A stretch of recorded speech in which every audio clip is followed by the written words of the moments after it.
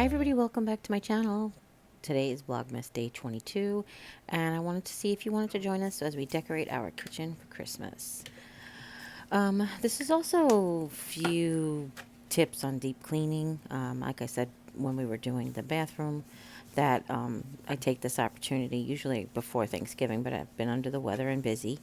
But I take an opportunity before a holiday to go ahead and give everything a real thorough deep cleaning.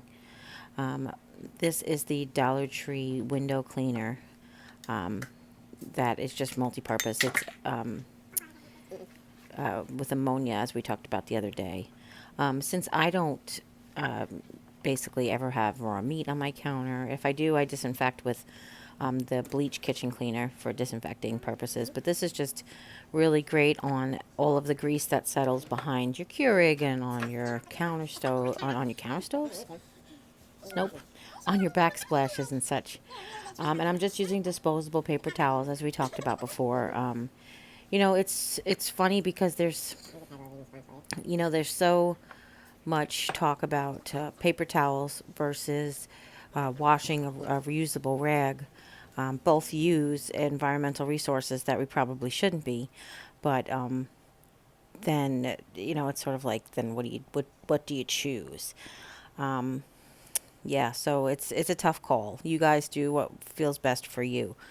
But working 15 years in the group home system, we use paper towels for everything to reduce the cross contamination that can come with you know being ill and all those kinds of things. All right. So this is my coffee tree. I got it from. Oh wow, I've had it so long. Where did I get my coffee tree from? Did I get it from Joann? Not Joann's. I feel like I got it at TJ Maxx or Marshall's. I don't know. I had it back in New York, so um, it holds 6 cups, and I decided to pull out some Christmas ones. And then the problem is all my Christmas. I love large mugs, but they don't really fit. They bang into each other, so you have to arrange them just so. But take this opportunity to clean off your coffee tree. They collect dust as well, especially on the stand and the base. Um, and I don't want to put anything back on my counter that hasn't been wiped down. All right. I'm not going to show you every single thing that we clean. Obviously, you guys would be really super bored, but let's set up the coffee bar. All right. So most of the year, my coffee bar is on a black tray. This black tray I got definitely got that one at Marshall's. Um, Ages and ages and ages ago, to put it politely. But I got this plastic red tray on clearance at Walmart when the year before we moved here, so 2000 and actually Christmas of 2012. Yeah, we were actually, it had to have been 2011. No, it couldn't have been 2011. Maybe I've had it for a lot longer than that, now that I think about it. But anyway, it's red plastic and it's got like a flared edge and a pretty fluting at the top, like a ruffle top. And I like to use that at Christmas time. It does have a little bit more room. It's deeper, almost as wide and deeper than the other one. And because of all the hot cocoa and the stuff that goes on the hot cocoa, we could use the extra space. All right. So what I have on my coffee bar is I have 3 jars of hot cocoa.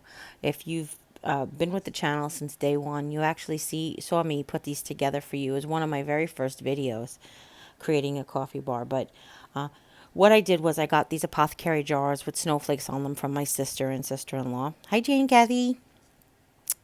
And what I did was I took packets of hot cocoa and I opened them and measured how much hot cocoa was actually in there.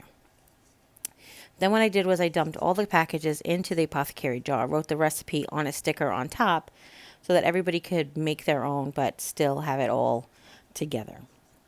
So 1 jar is hot cocoa with marshmallows, 1 is regular hot cocoa, and then I have a small, wide mouth, short pint size mason jar that is with the sugar-free hot cocoa in it.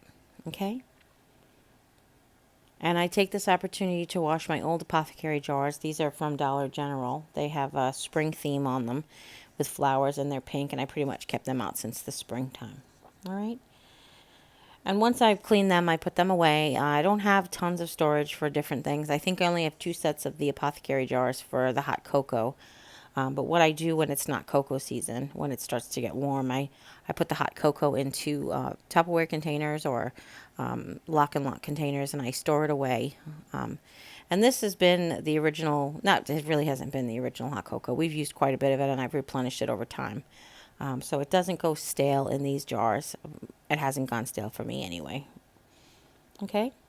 The other things that I want to put on there is I have a little mason jar that has mini marshmallows in it. I also have a pint-sized smallmouth mason jar that actually has the new little micro marshmallows that they have. They had them in chocolate. They're almost like the marshmallows that come in cereal. They're so tasty.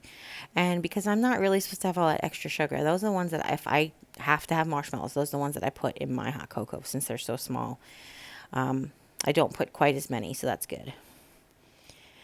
Now, I take this opportunity to wash all of my containers. The little white ceramic apothecaries are, Mom keeps tea in the tall one, we keep sugar in the middle one, and Splenda in the small one. And then I have my little tea dispenser, which has Lipton tea bags in it. Just regular tea bags, okay? Now, two things that I got these little salt and pepper shakers from Dollar General with roosters on them. And what I have in there is cinnamon in one and cocoa powder in the other. So I want to give everybody an opportunity to dress up their hot cocoa or coffee the way that they would like. Okay? We'll just replenish the marshmallows. We don't have any more mini marshmallows, so they're just going to have to stay there. And you want to adjust it to fit your tray. You want to do what works for you, obviously. Everybody's got their own trays. They have their own space that they need to fill. I like to be able to give people options, but if I had a much smaller space, there would be a lot less options. Okay? Let's see. In the springtime, I throw all of these little white apothecary jars in the dishwasher. I give them an inside and outside spring cleaning. But since they really don't have any cross-contamination, we don't dip in back and forth with the sugar or anything. I don't really worry about that as much. They don't get funky inside. If they got funky inside, I'd wash them more often. Let's put it that way. Okay. Now I'm deciding about my K-cups. I have this really cute basket that we DIY'd last year. It's the Santa basket from the Dollar Tree that we added the little fur trim to with the microfiber cloth from the automotive section. And it fits, but it's kind of tight. I dumped all of my spring vessel of K-cups in there, but it just made it a little crowded feeling. And my sister had given me this beautiful nutcracker cookie jar 2 years ago. Hi, Julie. And I absolutely love it. And actually, that holds some of the K-cups in there. So what we did was we filled that with chai tea and put all of the hot cocoa K-cups and the other things like the flavored coffees. We put them in the drawer underneath the Keurig. And I think that that's definitely a better way to go. It does give more room because he's tall, like the original vase was. Okay. I don't know, Jim insists on having stuff and then never drinks it or eats it. Does anybody's husband do that? Please raise your hand. Hopefully I'm not alone. He does drink it, just not as often as he wants to buy it, I guess. Yeah, that's better. That gives much better room. And I do have a little punched metal cup that's white that has these really, really cute teaspoons in them. And what I do is I sometimes use them to put the Splenda in my coffee, but I don't stir it with that. I just use it to dispense the Splenda, and then I wipe it off and put it back. Yeah, that's right. I'm gross. What can I say? So you saw the cocoa and the little cinnamon jars. What you can see there, I just did was filled up the extra hot cocoa with marshmallows because the spring apothecaries are smaller. So I had a little overflow of that from last year. So I just put them back together, combined them back together. All right, and now the next thing, I've got this menu board. This is a chalkboard, Christmas chalkboard that we got from the Target Dollar Spot a year or two ago. And I just left the menu because it's, flavored coffees and hot cocoa and hot tea is all Christmas.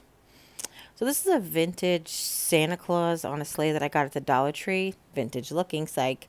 But we actually had one when we were growing up, and when I saw it at the Dollar Tree, it just reminded me of it, and I had to get it.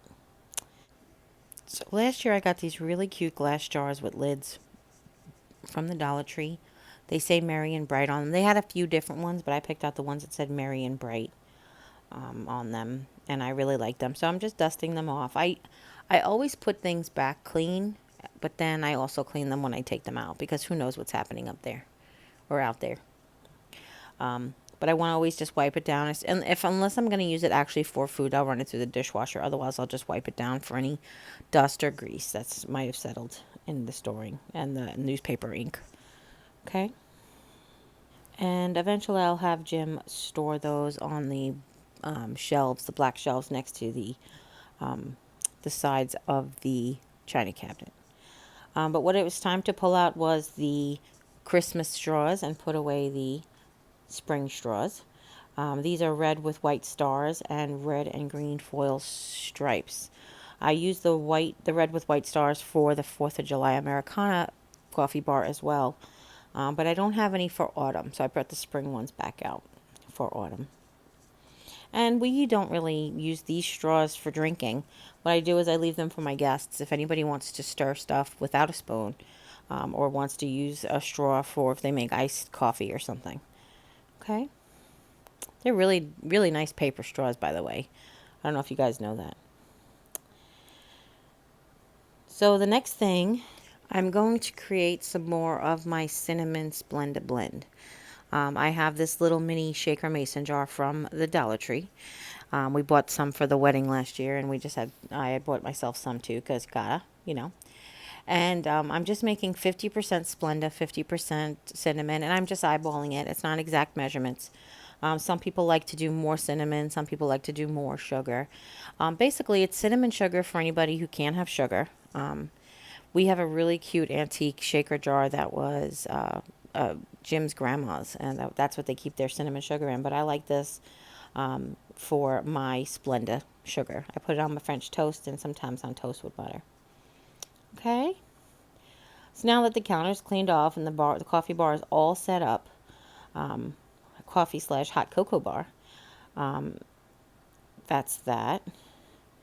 I wanted to share this with you. I created this little printable that basically tells guests how my Keurig works. I can share it with you, but everybody's Keurig works different. So this is just from my model of Keurig, and then there's the coffee bar side.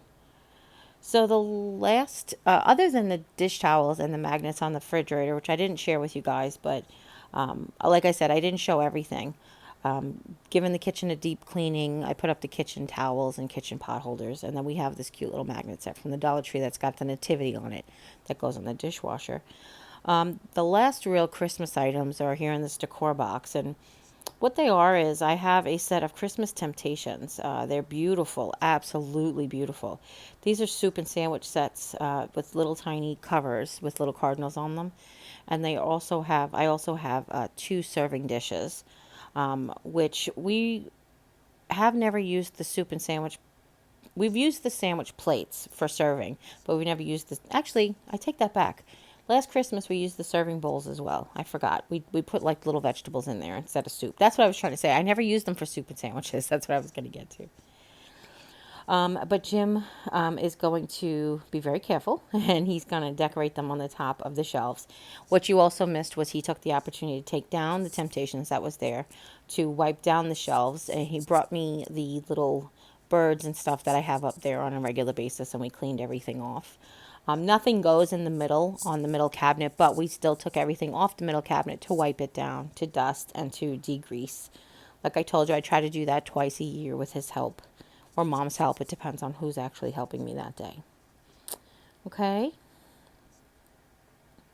Now, the Temptations that came off the cabinet is this pretty blue stuff that mom has that we really don't use much on a regular basis. She has this pretty blue lace one that you'll see here in a minute. And then the muffin tins. We don't really use the muffin tins. They're just really for decorative purposes right now. Not that you couldn't, but I never have found it a need to only make 6 muffins at a time. Okay. So I'm just cleaning these. Again, if I use these for food service, I would run them through the dishwasher. But since they're really, we just use them for decorative purposes, I just dust and degrease with the spray cleaner with ammonia. Of course, the same thing, guys. If you're going to use anything that you want to, you don't have to run them through the dishwasher, but wash them with hand soap, with dish soap. Don't just spray it down and leave a residue. I mean, it doesn't leave a residue, but you don't want to leave any cleaner behind when you're going to eat. I guess that's what I'm saying. All right. And then I'll take the wrapping paper, all the paper that was left over from when I unpacked the chafing dishes and stuff, the serving dishes from Christmas. I'm just going to pack that in the same box. I don't know if you guys do that. When I have to do, like, you've seen my mantle on a regular non-holiday day, that on my non-minimalist tour. So that, all that stuff that's there has to go away somewhere. So I just end up putting it in the boxes that the decor came out of. So this way I know exactly where to put it and where it came from and that kind of stuff. Just makes it a lot easier. So I didn't show you me putting together my Christmas kitchen tree. I didn't hang all of the utensils this year because I just wanted to go get the little ones. I saw the little ones at the Dollar Tree this season. So you'll see that you saw me haul them the other day. So yeah, and that's it. So I have to tell you guys, I really appreciate all of your feedback and your positive love on decorating and for the holiday and limitations and all the things that we do. If you have any questions at all, please leave them in the comments down below. Give this video a thumbs up if you like it and share with anybody who might be interested in the ideas we have on how we get ready for the holidays. And if you haven't yet, click subscribe, and when you do, a little bell will pop up. When you ring that bell, YouTube will let you know whenever I upload a new video. And as always, you take care, God bless, and we'll see you next time. Bye.